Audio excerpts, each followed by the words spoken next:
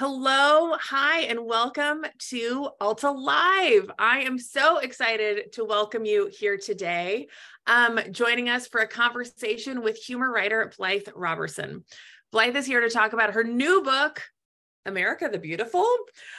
This is a book in which Blythe borrows her stepdad's Prius to try and camp at every national park, in which she still needs to obtain her junior ranger badge. We will get into the nitty gritty, but that's kind of the gist. Is she's on a quest to achieve her junior ranger badges at national parks around the lower 48. So first, let's just kind of get a little brief introduction of Blythe. Hold on, I lost my whole, her bio was right here. Oh, stop, Blythe, I'm going to make it up. Blythe Roberson is a comedian, a humor writer, and the author of How to Date Men When You Hate Men. It's right here. It's also very funny. And America the Beautiful. She has written for The New Yorker, New York Magazine, Esquire, and the NPR quiz show, Wait, Wait, Don't Tell Me. She was also a researcher on the Stephen Colbert Show. First, before we dive into the book, some brief housekeeping. Alta Live is the digital interview series we do here at Alta Journal. If you are unfamiliar with Alta, we are an award-winning quarterly magazine and website focused on California and the West. You can join us as a member for as little as $3 a month and support the work we do, including our monthly California book club, which is fantastic and free and very fun to join. We also host weekly events like this one today. In fact, we've added live parties to our repertoire. Next week, join us at Green Apple on the Park in San Francisco. We're having an issue party there. June 22nd, we're having an issue party in Culver City, California. These are free, open to everyone. We serve wine. We're very charming. We have people read from their stories in the magazine. So anyway, if you've been considering joining Alta as a member for a while or curious what we do, check us out on our website. Consider becoming a member and getting our beautiful magazine in the mail. There is a Q&A button at the bottom of the screen to ask questions for our guest today. Please use that. I will chat with Blythe for about 30 minutes, and then we'll get to as many questions as we can. This interview will be recorded and posted to altaonline.com later today. We're also going to send you an email with a link to the video, where to buy Blythe's books, and invite you to those upcoming events. It is so awesome to see our community zooming in from all over the place today. Please do tell us in the chat where you're zooming in from. I see Anaheim, Marina, San Francisco, London, the East Village, Berkeley, Toronto, New York. I am here in Novato, California, just north of San Francisco. Blythe, where are you today? I am in my dad's office in Elkhorn, Wisconsin. Elkhorn, Wisconsin. Mm-hmm. Got it. Okay, welcome. We are the last stop on your mini road trip book tour. As I understand it, you've done kind of like a mini road trip on a book tour, going to bookstores throughout the country. Are you ever going to give up life on the road now that you've started? Will you be stopping? Yeah, when I wrote this book, towards the end, so I was on the road for 2 months in this book, and I was seeing all these really beautiful places, and towards the end of that, I was in the Southwest in July, so it was like 100,000 degrees at all times, and I was like, climate change, like, let me think about this. And I was like, man, climate change is such a problem, just like obvious thoughts that I'm having. And then I was like, wait, I'm part of the problem. I've been driving around the country for 2 months, like burning a tank of fossil fuels every day, every other day. So for a while I was like, maybe it is in the best interest of our planet if no one ever goes on a road trip ever again. And I was kind of like, oh my God, should I not even write this book? So I've been trying to find ways to travel that involve less driving, but it is still just, I think, such a great way to see so much of the country. And I figure I'm vegan, so that probably offsets some of the climate impact that I have. And then whenever I read these articles about like Taylor Swift used her private jet 320 days last year, I'm like, okay, at least I'm not flying a private jet around the country. Like Taylor Swift ruining it for everyone else. Your book, well, on one major hand, I feel like on the kind of heavy hand of the book, it's hilarious and a brutally honest road trip memoir. But on the other, it's very educational. You ask some really big questions about gender and race, land theft and ownership, climate change, the whole morality of the national park system, in addition to how to pee in the woods. Was that part of the plan when you set out on this journey? Yeah, when I was writing my first book, which is about love and dating, I knew that I wanted to one day write a road trip book because I loved Bill Bryson. I thought it was like this great scam that he got to go on vacation and then get paid to write jokes about it. I also was just like, I feel like young women are only allowed to write books about dating and like their anxiety disorders, and like both of those things I think about a lot, but I do also think about nature and travel. So I told my editor and my agent, like, oh, I want to write like a road trip book, and they were like, no one will buy that book, like no publisher will pay you to write a book like that. And I was like, that's fair. So I thought about it for a while and was like, okay, like I want to write this kind of book because I do love Bill Bryson, and I loved On the Road and all these, like Into the Wild. I had not read the book when I was pitching this book, but I had seen the movie multiple times. And I was just like, there are all these really great American canonical narratives about travel and about freedom, but they're all about men. And obviously there's like 10,000 reasons that is true. But I was like, why, like, what would it look like to be a woman on the road? And there were a couple travel narratives by women that I had in mind, like Eat, Pray, Love is, not a direct analog because it's international, but that one, and like Wild, obviously. But both of these books were about women who had experienced trauma and had to heal. So I was like, it would be cool if women didn't have to like suffer before they got to like go have fun in the woods. So I told my agent and editor, like, I think like I want to write a book like this, but interrogating the gender aspect. And they were like, great, like that could be a book. So I set out on this trip thinking that it was going to be an entire book about travel, gender, America, that kind of thing. And I did find and write about a lot of, I think, meaty topics that had to do with being a woman. Like everyone told me I was going to get murdered. I was only able to do this because, I don't have a kid. I don't, have all these domestic responsibilities that a lot of women my age do. But it became clear to me pretty quickly that it's easy enough to be a white lady on vacation. Like I just got pulled over in South Dakota by some like creepy cop on my book tour who like made me get in his car and like asked me all these questions, asked me if I had $10,000 in my car. And I was like, dude, I wish I had $10,000 in my car. But I was like, it was just creepy and annoying for me. But if I wasn't a white lady, it would have been, a dangerous situation. So once I got on the road, I started thinking about, all those other topics that you listed, not only race, but like the history of, land theft and why there were so many people in the parks, and like, how do we balance not gatekeeping nature from people, but not visiting so much that it hurts the parks, and like, why is there that desire to visit, and all these things. So it became for me exciting that it wasn't just going to be a book about like a lady goes to look at a tree. So sure. And would anyone, A Lady Goes to Look at a Tree is a very short book. I'm curious about the process of how you did that, because I love that you're very honest about sometimes you hike to the top of a mountain and you check your email. It's relatable in many ways. And that there is both a desire to check out from technology and social media and the life as you knew it, the office life that you had before, kind of like, I won't call it a quest because you're not escaping, or you're not, seeking resolution from your meth addiction or whatever. But like you set out on kind of like a fun road trip mission as a woman, and ended up, it's like fact filled. There are real numbers in here. Were you taking notes in your teeny tiny little tent that you mentioned frequently throughout this book? of kind of like what happened today. And then like parentheses, look up what the hell happened to Teddy Roosevelt's daughter. Yes. Yeah. Which was my question as well. Will you just tell people why? I will. Yeah.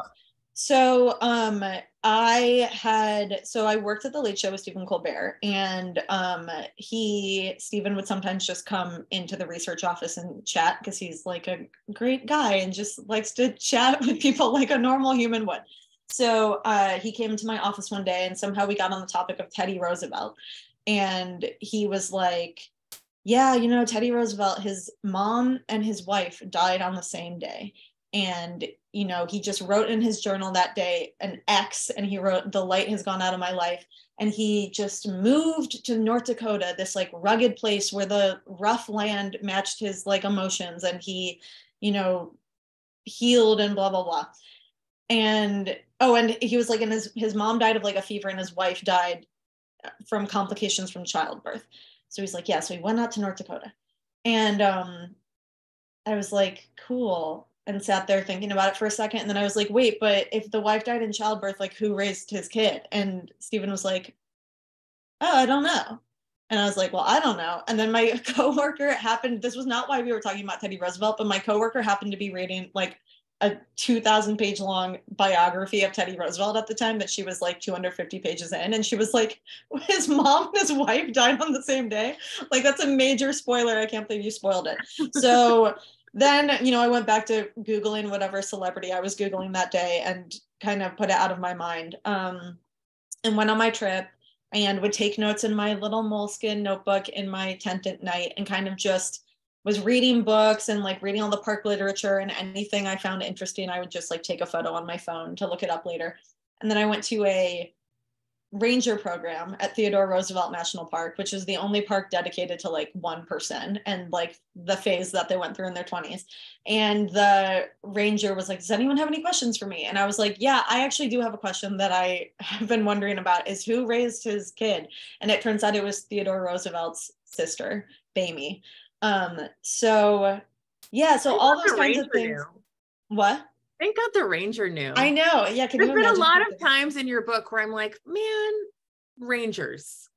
They really are like, I mean, I feel like I have some personal friends who are rangers, and they really just are incredible at what they do. But yeah, so I just was like taking as many notes as I can. I don't have a journalism degree or like an MFA or anything. So I was really just like trying to write down every single thing that happened and figuring out if it was like, thematically or symbolically resonant later.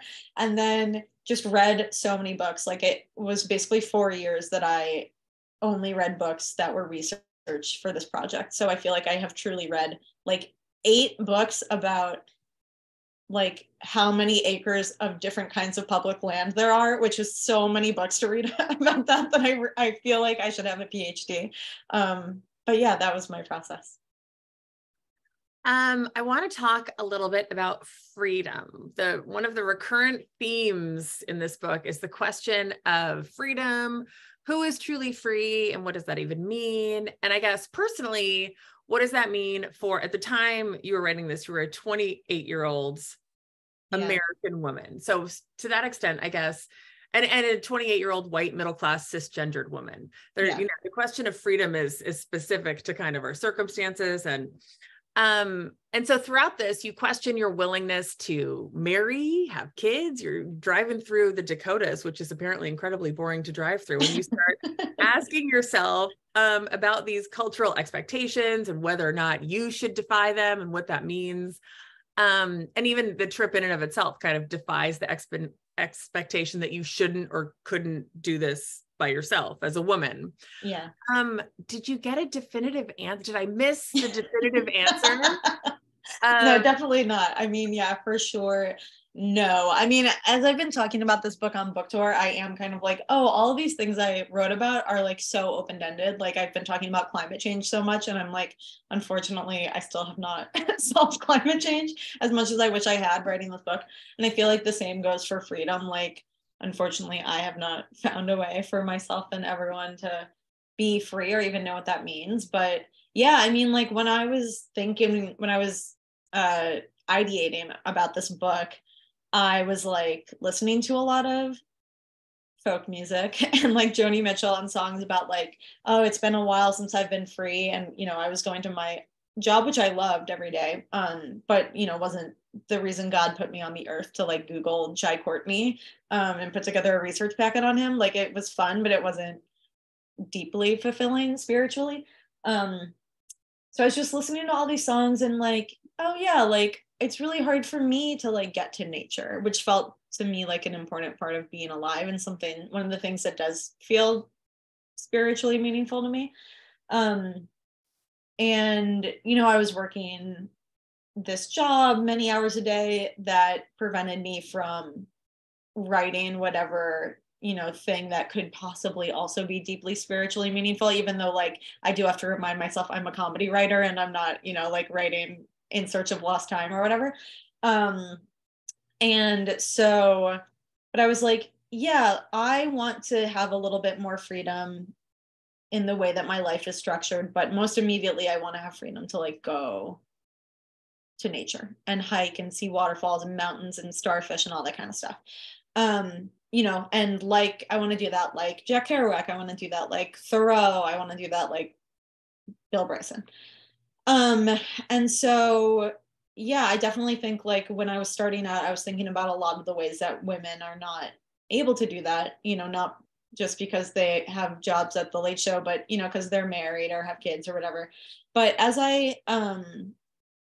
was on the road longer, I was just like, oh, like, of course, no one is doing this alone. Like, it's like, I would not, even though I was alone in the car for almost the entire trip, I wouldn't have been able to do it if, my stepdad hadn't loaned me his Prius and if I wasn't staying with people along the way, or like, I could have, slept outside, but I would have gone insane much more quickly if I wasn't seeing friends and making friends and having strangers do nice things for me. And, yeah, so I started to think about freedom as less like this very individual thing. And also when I was on the road, I was reading America Day by Day, which is this travel log of Simone de Beauvoir traveled America for a couple months, which I had never heard of. I learned about it from Joni Mitchell's website. It's very boring. I would not recommend reading it. But in it, she talks about she had seen some news story where some guy, some bus driver in the Northeast, I think, had just had it with driving the bus. And one day he told everyone to get off the bus and then he drove the bus all the way to Florida. And there was this big news story about like, this is so great. This guy is like so free. He like just drove his bus all the way to Florida. Isn't that cool?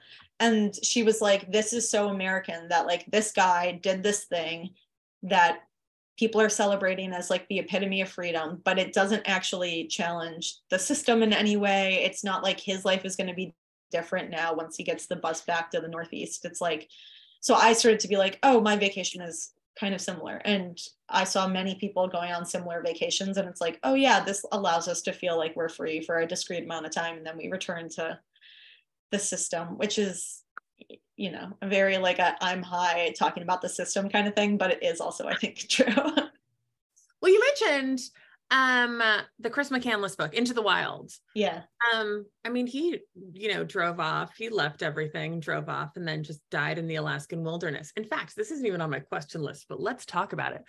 Yeah. The funniest line, I underlined it. I mean, for me, the funniest line was when you mentioned free solo. So Yosemite is like my family's national park. Like that's our go-to place. It's 4 hours away.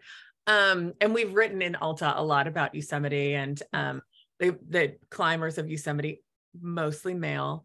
But you mentioned Free Solo is basically an Academy Award-winning documentary about a couple who shouldn't be in a relationship together. Yeah. Funny. Yeah.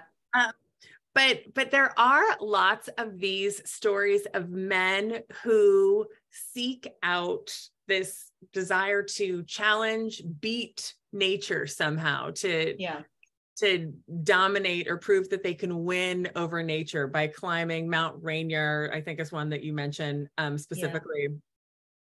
Yeah. And that was very much not your goal. You were there to appreciate it, learn about it, check it out, and to a certain extent challenge your comfort zones. Yes. Yeah.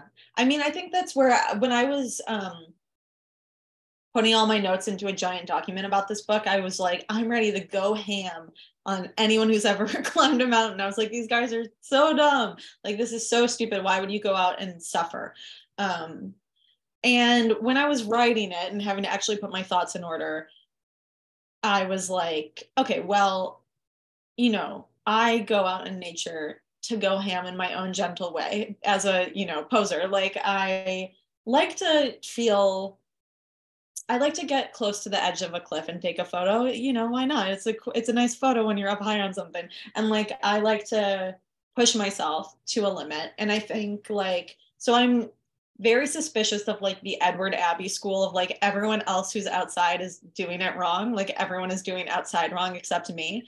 But I do also think like there was Terry Tempest Williams, that writer, wrote once about a love of nature that's predicated on humility and a love of nature that's predicated on like hubris. And I think that there are people who would just like really need to like get one over on these mountains. Like they need to prove themselves. And I think there's a lot of, you know, canonical narratives in our culture where men go to the woods to prove that they're men. And like, I think that's kind of like not the healthiest way to interact with nature by far.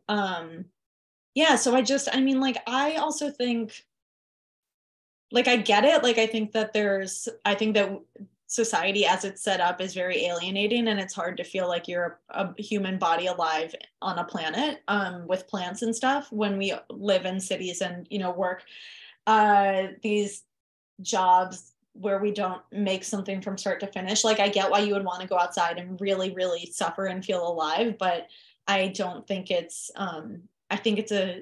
I personally kind of think it's a symptom of a larger problem, but I don't want to, you know, shame people for however they feel alive. I mean, I also, since doing this trip, have started watching Alone, the TV show Alone. Do you watch? Oh, I've seen Alone. Yes. Yeah, I love There's a Alone garbage so much. television show. I've seen it. Yeah, so now I'm kind of like, oh, that's impressive. But yeah, so it's definitely something I think about a lot, and you're not going to catch me climbing Mount Rainier anytime soon. My ex was like really obsessed with wanting to do that, and he got this giant projector and he would just sit me down and make us watch alpining videos, and he would get really mad at me when I fell asleep watching these alpining videos.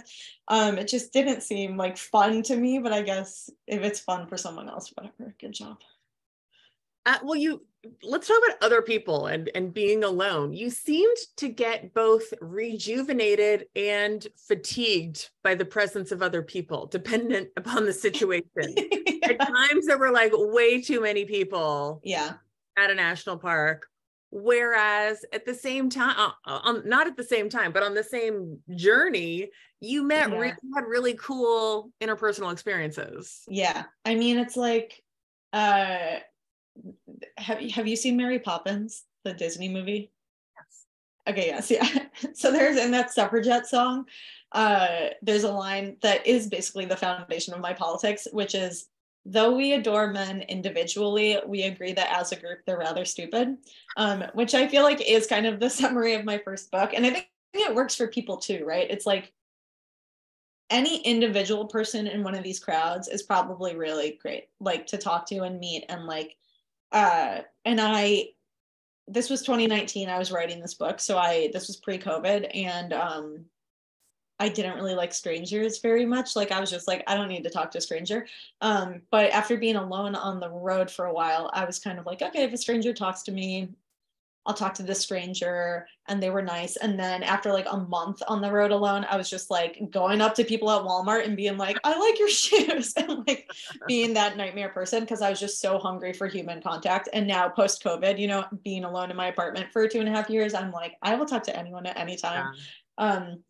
But yeah, I think it's just like, even though obviously individually, and this is now much more obvious to me, people are great, and it's like, and like I count myself as like, I'm cool, and I like am glad that I'm going to these parks, it becomes a problem when there's so many people. And it's just like not even a problem for the real reasons, which is like it's trampling plants, like even if it's not an extractive thing, you're using public land and it's affecting the land.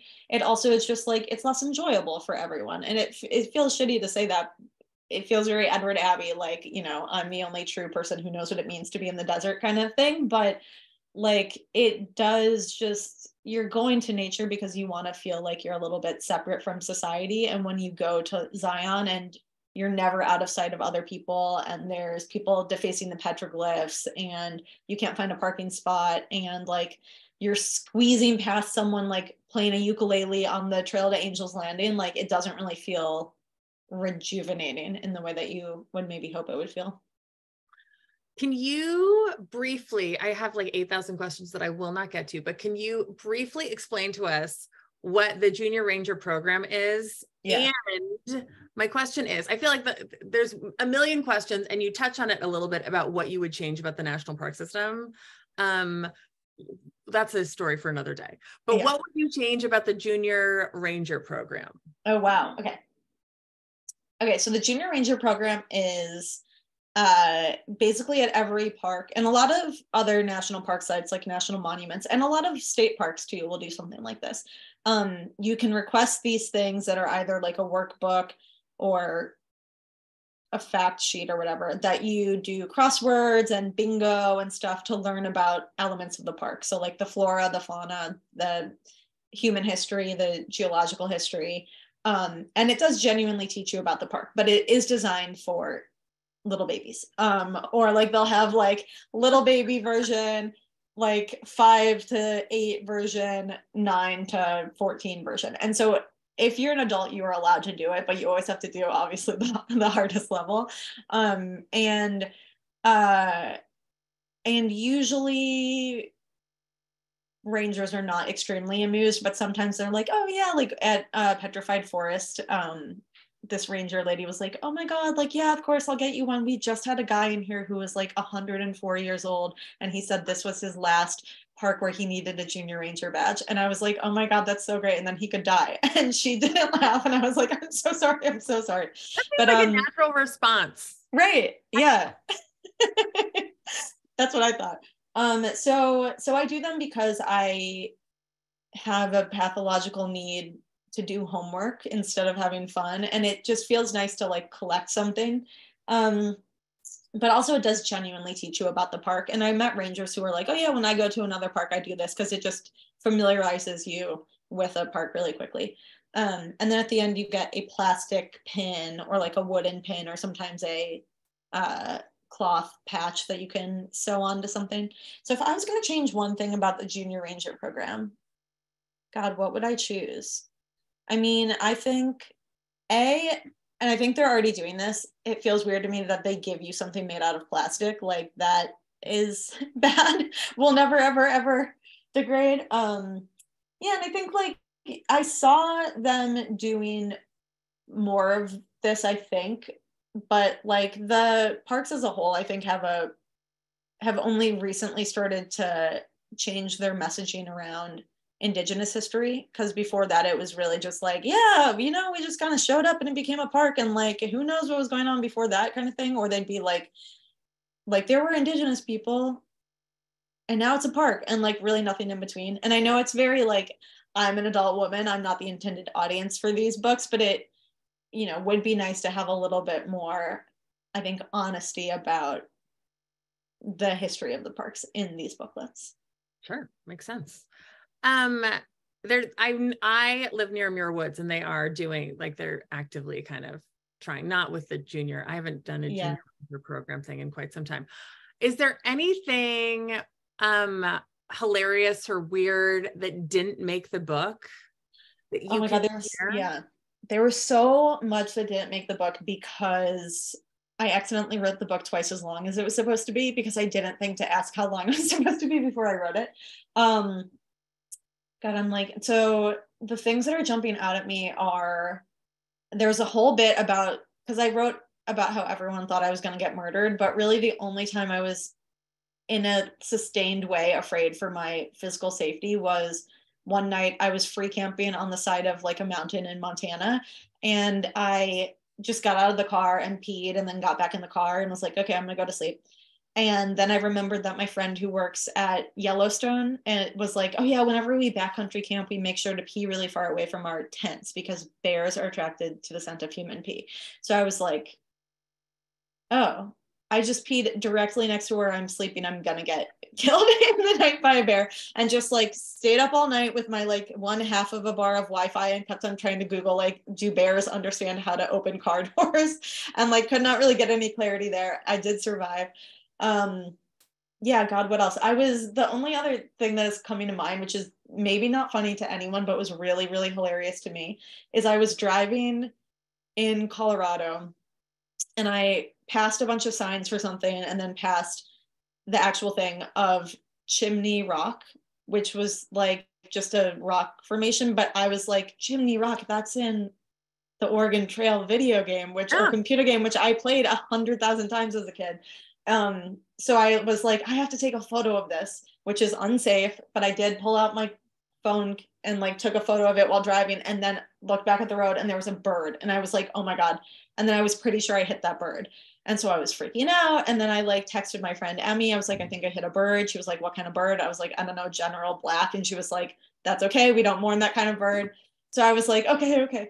And then the next day I remembered that I had maybe hit a bird. So I was at Mesa Verde National Park and got out of my car and kneeled in front of it to see if I could see any remains, any feathers, I guess.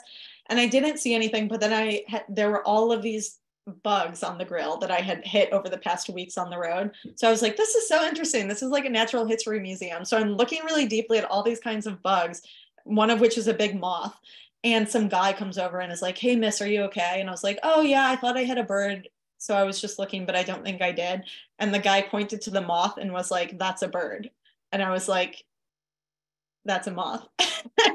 And he was like, okay, and walked away.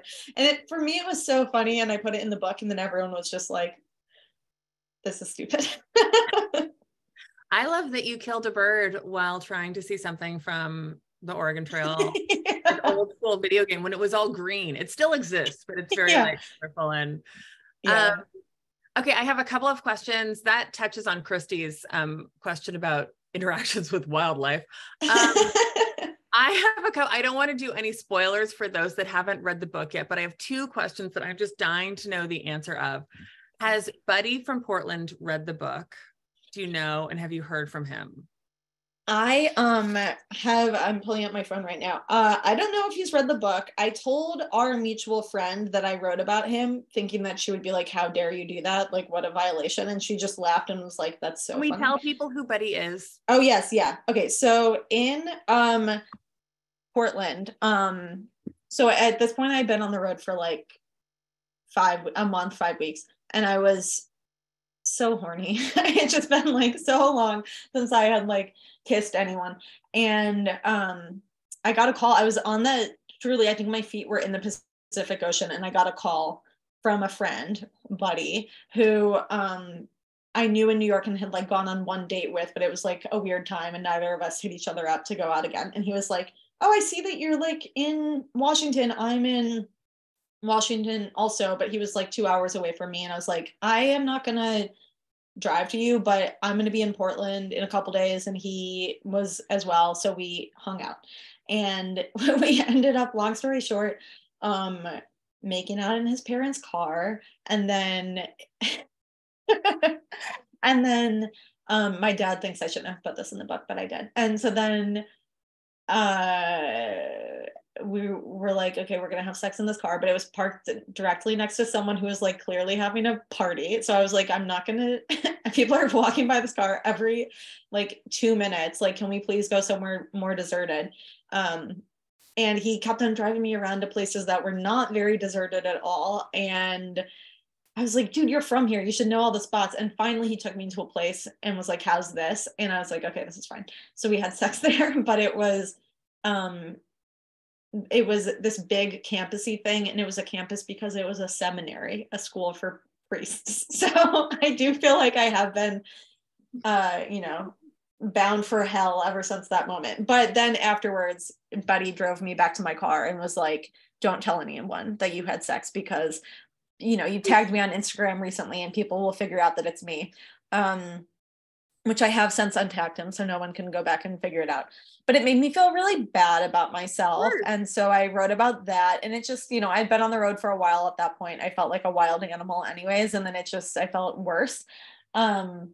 So when I was writing this book, I was like, I'm definitely going to put that in, but he'll probably will hate me forever. But so I keep on checking, and I did just check on my phone to see if he's unfollowed me on Instagram, but he hasn't. So he either has read the book and is okay with it, heard about the fact he's in the book and is okay with it, or doesn't know yet. So who knows?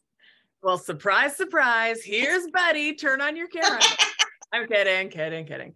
Okay, my last, like, I don't want to spoil anything for anyone, but did Ranger Brooke in Yosemite ever mail you your badge? She did. Yeah. So in Yosemite, for people who don't know, so at that point I was like just going so fast because it seemed so important to me at the time that I needed to get to LA for this meeting. And so I hit traffic coming from San Francisco to Yosemite, which in retrospect, I should have known that was going to happen. It was like a Friday.